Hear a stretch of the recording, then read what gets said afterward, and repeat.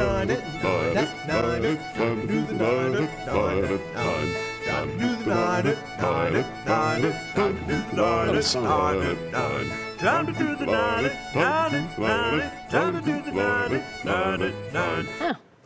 right, number 9, we're talking about Kansas City Chiefs coach Andy Reid yesterday and how he had a chance to meet Batman back in 1967 when he was just a kid. We showed you this picture. That's him on the left. Wow. Well, in 1971, this is the best. Reid was in the NFL's punt, pass, and kick competition during halftime of a Rams game. He was huge even then, though keep in mind that he's the oldest of the kids in this clip. Here's a look at NFL films. The punt, pass, and kick I did when I was 12 and 13, and I was lucky enough to be on Monday Night Football. Ladies and gentlemen, you're about to see 12 very determined 8 to 13-year-old participants in the 11th annual punt, pass, and kick competition. I was a big kid. I was one of those kids that you looked at and you went, whoa. No way. My brother's 10 years older than I am. He's 10 years older than I am. He's at Humboldt State. He's sitting in a bar with his buddies watching Monday Night Football. He has no idea I'm in this. And all of a sudden, they go, Now across the field to Andrew Reid from Los Angeles, California. Don Meredith was going off. I mean, he was going, look at the size of this guy. Oh, my gosh. And my brother goes, holy Toledo, that's my brother right there. So I remember I was so big. They gave me the pump, pass, and kick shoulder pads, and they didn't fit. So they went into the Ram locker room, and they brought out Lester Josephson's jersey. The running back. The jersey and his shoulder pads. They taped up the name on the back of the jersey. They threw it on me, and I had his shoulder pads. I wore his shoulder pads all the way through high school. Wow. Andrew Reid, a little offline. Wow. Jeez. It's huge. Yeah, that's awesome. Number 8, do you know why most jeans have that really small pocket right near the regular size pocket on the right side? No. I'm about to tell you, Larry. In 1873, Levi Strauss and Jacob Davis got their patent for something new, work pants that they called waist overalls, and they specifically added that small pocket to hold a watch. Huh. You see, most coats had a watch pocket, but if men were wearing these work blue jeans, they probably weren't wearing a sports coat, and that's why they added the pocket. But even more important, it was another part of the patent. The rivets at each corner of the pockets, those were specifically designed to make the stress point stronger so the pants don't rip. Huh.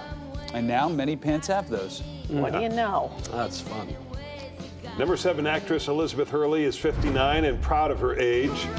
She actually turned 59 yesterday, and she's sharing her beauty tips.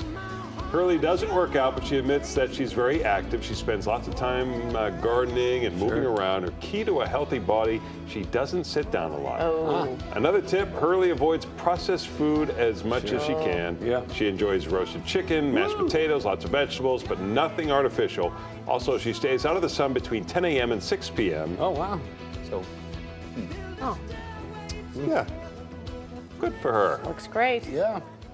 Number 6, the definition of insanity is doing the same thing over and over again and expecting a different result. It's a famous quote. For some reason, people think Einstein said it, but guess what? He didn't say it. A historian did some research, and he found no evidence that Einstein had ever said that phrase. He believes it originated in the early 1980s, yes, the 80s, and it was likely used during an Alcoholics Anonymous meeting. A short time after, it was used in a pamphlet for Narcotics Anonymous. For some reason, over time, people attributed it to Einstein, but historians say he passed away before the phrase even originated. All right, number 5, March 10th, 1879. Thousands of people gathered in New York in what is now Madison Square Garden to cheer on athletes taking part in America's newest sport at the time, pedestrianism. It was otherwise known as competitive walking. The event was called the Astley Belt, or the Super Bowl of walking. The athletes had to circle a track for 6 days straight until they reached 450 miles. Now that's a competition. The competitor who traveled the farthest was declared the winner, and once the walkers got into the arena, they were not allowed to leave. There were tents and cottages on the premises in case someone needed medical attention or a place to rest. So did they sleep at all? I don't know. Boy. Wow, look at that. all right, number 4. This is a pretty cool auction item. These are the original prototype Air Jordans from 1984. They just sold for $325,000. You can see that the upper ankle says Air Jordan as opposed to showing an Air Jordan logo, which the final version has. From the listing, it says, here's an explanation of these from the guy who owned them. The pair of Air Jordan prototype samples were gifted to me from my college basketball coach in Portland, Oregon, late in 1984. They were given to him directly from Nike for allowing Nike's Jordan shoe creator team to test out different styles of Jordan shoes on some of his athletes. They have been kept properly kept and stored for 40 years and have never been displayed. The left sneaker is a size 13, the right size is 13.5, which was a trademark of Jordan, custom ordered to his unique requirements. Wow, how about that?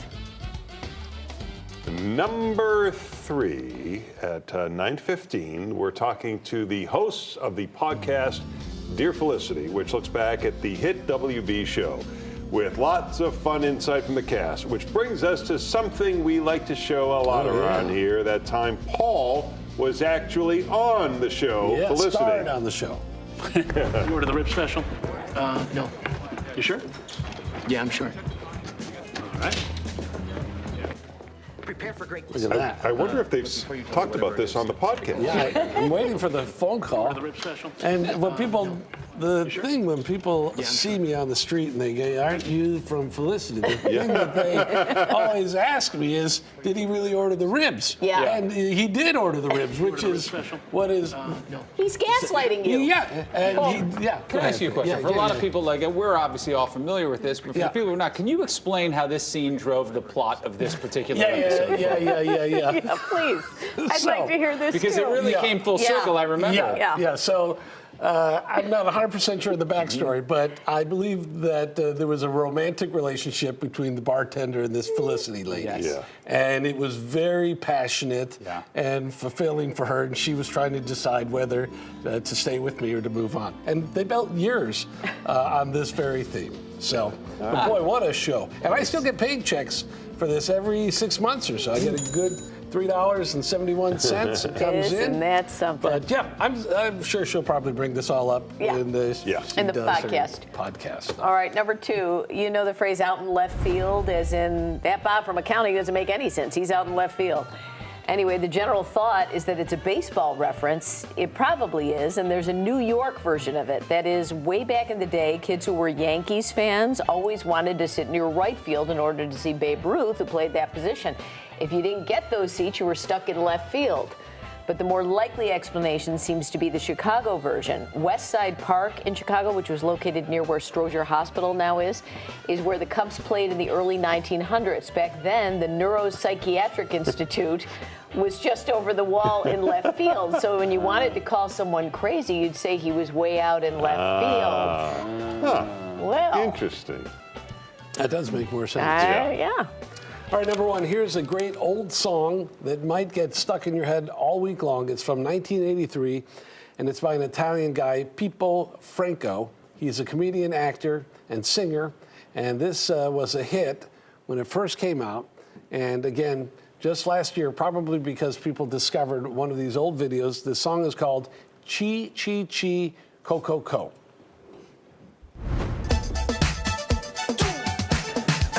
Sai che non va la vita come ragazzo mio.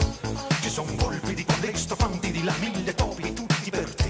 Le zanzare che pungono me sono le stesse che poi pungeranno te. E tutto questo perché con tanti galli che cantano non si fa mai giorno.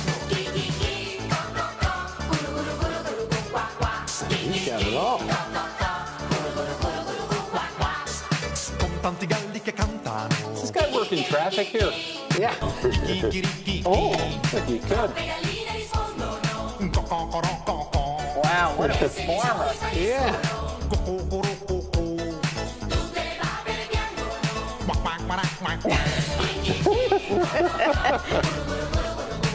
Well, what is it? Wonder where he is now.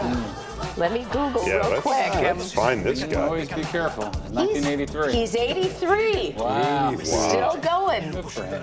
Well, look at him. Good for him. That is the 9 at 9.